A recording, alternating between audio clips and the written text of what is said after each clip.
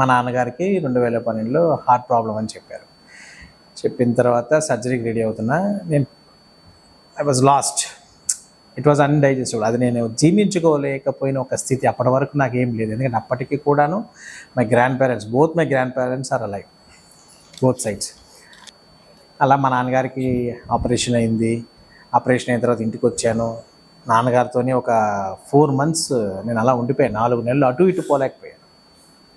అలా వెళ్తూ అలా ఉన్నప్పుడు మళ్ళీ ఈయన వచ్చారు కల్లోకి. పెద్ద ఆయన వచ్చి రా అన్నారు.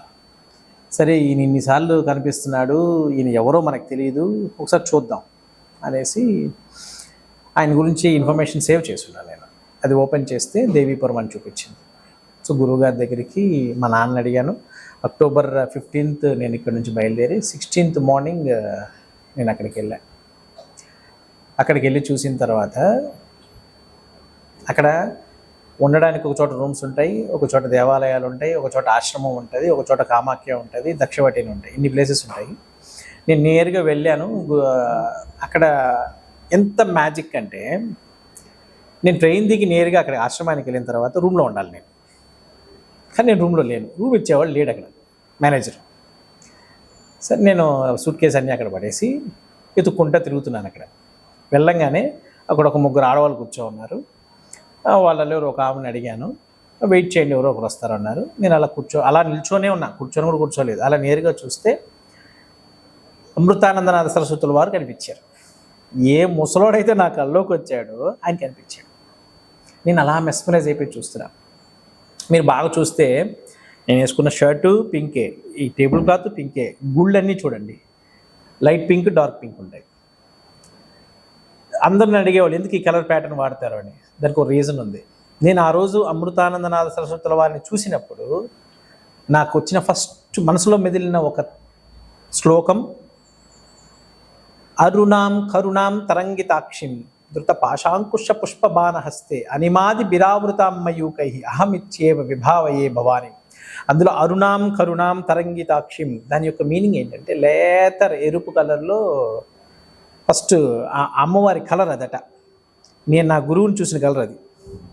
అలా మెస్మరైజ్ అయిపోయి ఉంటే పక్క నుంచి ఇంకొక ఎవరు పిలిచారు నన్ను. వాళ్ళు చెప్పారు ఆయన గురువు గారండి, ఇక ఈవిడ గురువమ్మ అని. ఈమెను చూశాను, ఈమె అదే కలర్లో కనిపించింది. సో అది నా ఫస్ట్ విజన్ ఈ ఫిజికల్ బాడీలో అయింది. ఆ రోజు ఇంకా నాకు అక్కడ నుంచి అన్ని గుళ్ళకి తిప్పారు. స్నానం చేయలే, పళ్ళు దోమలే, ఏమి చేయలే. అన్ని గుళ్ళ దగ్గరికి వెళ్ళాల్సి వచ్చింది. అప్పటి వరకు నాకు ఒక భావన ఉండేది, మనకి ఇప్పటికీ ఉంటుంది, అందరిలోనూ ఉంటుంది, ఒరే స్నానం చేయకుండా గుళ్ళకి పోకూడదు, స్నానం చేయకుండా పూజ గదిలోకి పోకూడదు, పళ్ళు తోముకోకుండా అసలు బయటికి రాకూడదు, అట్ట ఇట్ట అని. ఆ రోజు అన్నీ పోయినలే, అది ఏం లేదు కదా. నన్ను చూడు అమ్మవారు ఎలా నడిపించిందో. మళ్ళీ రూమ్ ఇచ్చిన తర్వాత ఫ్రెష్ అప్ అయ్యేసి వెళ్ళాను. ఆ రోజే నాకు ఆయన శ్రీ విద్య దీక్ష ఇచ్చడం జరిగింది. కానీ ఆయనతో విడిగా మాట్లాడటం కుదరలే. చూడు ఎక్కడి నుంచి నేను నా ప్రయాణం ఎలా సాగిందా. ఒక శ్రీచక్రం గీయడం నేర్చుకొని అంత దూరం వెళ్ళా. ఇంకా అదృష్టమైన విషయం ఏంటంటే, దీక్ష తీసుకున్న రోజున వాళ్ళు గణపతి తర్పణం, గణపతి యంత్ర పూజ నేర్పించారు. మరుసటి రోజు రాజశ్యామల, మళ్ళీ వారాహి నేర్పించారు. ఆ రోజు రాత్రి నేను శ్రీచక్రం గీయాలి అందరికీ నేర్పించాను. మరుసటి రోజు శ్రీచక్ర క్లాస్ ఉందంటే మరుసటి రోజు నేను ఆయనతో కలిసి శ్రీచక్రం గీశాను. అద్భుతంగా వచ్చింది. ఆ ఫొటోస్ కూడా ఉన్నాయి నా దగ్గర ఆయనతో కలిసి గీయడం. ఇప్పటికీ ఫేస్బుక్లో కూడా పెట్టాను. సో అలా నా ప్రయాణం సాగిందనమాట. అలా శ్రీ విద్యలోకి నేను వెళ్ళాను. ఆయన ఈయనెవడు, వీడికి ఇయ్యచ్చా ఇవ్వకూడదా అలాంటివి ఏం పెట్టలేదు నియమం. ప్రతి ఒక్కరూ అర్హులే, ప్రతి వారు కంపల్సరీ చేయాల్సిందే. అలా నా శ్రీ విద్య ప్రయాణం స్టార్ట్ అయిందమ్మా. అక్కడ నుంచి వెనక్కి తిరిగి చూసుకోలే. 2012 October 16 నాకు ఫస్ట్ ఆయనతో లభించిన మొట్టమొదటి దర్శనం, అది ఇనిషియేషన్ జరిగింది. 2000 అదే సంవత్సరం అదే నెల October 19వ తేదీ నాకు అపాయింట్మెంట్ ఇచ్చారు అక్కడ మాట్లాడడానికి, ఆయనతో ప్రైవేట్గా మాట్లాడడానికి. ప్రైవేట్ అంటూ ఏం లేదు, అందరూ ఒక యాగశాల ఉంటే అక్కడ కూర్చొని అందరూ అటు మాట్లాడతాను. నాకు నైట్ 8 గంటలకు 7:30కో 8కో ఇచ్చారు. ఓన్లీ 10-15 minutes అని చెప్పారు.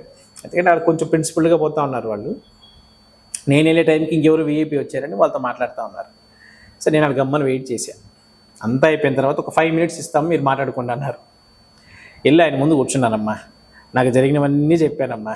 ఆ రోజు మా నాన్నగారు పుట్టినరోజు, ఆశీర్వదించండి ఆయనకి ఈ విధంగా బైపాస్ సర్జరీ అయిందంటే 10 ఏళ్ళ ఆయుష్ పెరిగింది నాన్న మీ నాన్నగారికి, టెన్షన్ పడబాక అని అన్నారు.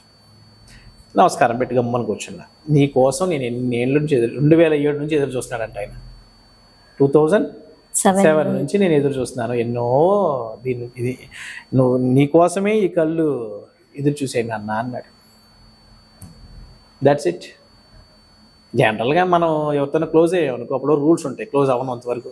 క్లోజ్ అయిపోతే ఆ రూల్స్ అన్నీ విల్ బ్రేక్ ద రూల్స్, అవునా కదా? అయిపోయింది అక్కడ నుంచి నేను ఎవరిని పట్టించుకోలేదు. నాకు రూల్స్ చెప్తే కూడా వినను. మరుసటి రోజు క్లాసులు కూడా అటెండ్ అవ్వాలి, నేను నేరుగా వెళ్ళి అయితే కూర్చునేసేది. అలా స్టార్ట్ అయింది నా ప్రయాణాన్ని అద్భుతంగా తీర్చిదిద్దారు. అదే ప్రయాణంలో ఆయన మణిద్వీపం ప్రాజెక్ట్ గురించి మాట్లాడేటప్పుడు మా నాన్నగారు దగ్గర ల్యాండ్ ఉండేది, అదే మాట ఆయనకి చెప్పాను. సో ఆ రోజు నుంచి ఆ ప్రాజెక్ట్ మీద వర్క్ చేస్తూ నేను పదే కలిసినప్పుడల్లా ఆ ప్రాజెక్ట్ గురించి ఏం మాట్లాడుతూ ఇది నీ గమ్యమని, ఇది నువ్వు చెయ్యాలి అని. ఫైనల్గా ఆయన అన్నమాట ఏంటో తెలుసా? ఒకసారి మళ్ళీ 2013లో ఒకసారి వెళ్ళినప్పుడు, ఏమైంది నీ మణిద్వీపం ప్రాజెక్ట్? ఇప్పటికీ నా చెవులది వినిపిస్తూనే ఉంటుంది. అలా జరిగింది నా ప్రయాణం. శ్రీ విద్యలోకి అలా వెళ్ళా. చాలా అద్భుతంగా ఉంది.